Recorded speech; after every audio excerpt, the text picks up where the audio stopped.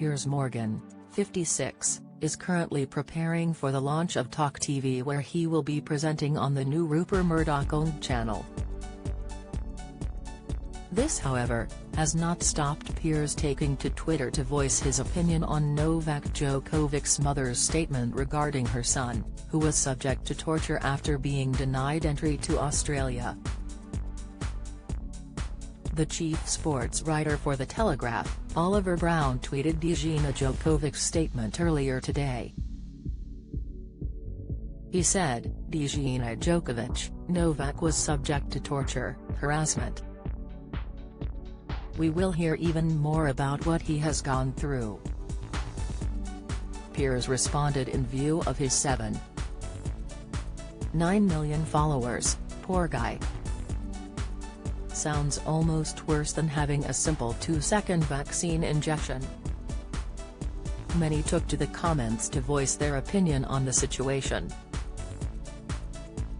Pam Wood said, "Stop being so judgmental. If you don't want to have the jab, you don't have to. People who have been jabbed are still catching COVID." Jason, 19, added, "Opening up the floodgates for every anti-vaxxer to demand to be allowed in Australia now."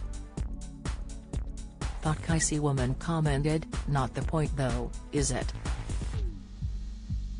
He made a decision for himself and one he is entitled to make regardless of whether you agree or not." The controversy began when Novak flew into Melbourne, Australia last week in preparation for the Australian Open title beginning on January 17. When Novak handed over his documentation, he thought he had a valid medical exemption to the vaccination rules, stating he had been infected with COVID last month and recovered.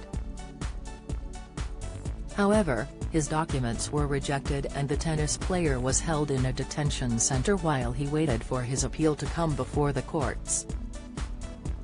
That hearing took place today, with Judge Anthony Kelly quashing the decision to revoke his visa after ruling that the medical exemption was valid and the tennis star had done everything in his power to prove he was not a risk.